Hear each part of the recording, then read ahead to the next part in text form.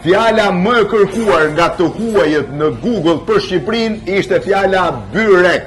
Jam të kantina Duka me Jeminin, ju kujtoni se unë s'bëj byrek, po ja, e mora tërhollin, ja gosht dhe byreku, e kam bulu vetë, Petër e ka po zonja, në fakt, Emin, sa byrek shisni në ditë? 50.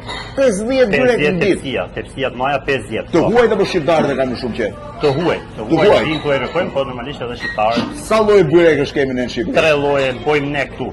Ju bëni 3. Byrekun me krap, që e kemi Byrek me krap. Tjetër? Nëse se ka njëri tjetër, me barishtet që kemi këtu dhe me gjis. Dhe me gjis.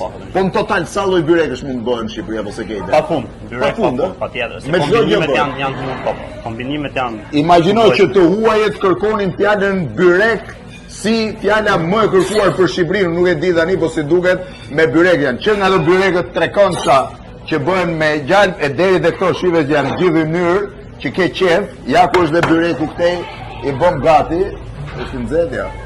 Ja ku është dhe byreku. Tani, ky është byreku tamam. Pse të huajit kërkojnë fjalën byrek? Nuk ka gjë më të shijshme nga ushqimet shqiptare. Ja, kantina Duka në gjirin e Lalzit. Emin, test mbar. Jurizu dhe Po respekt. kesh nevojë për ndihmës më thuaj. Patjetër. Dom.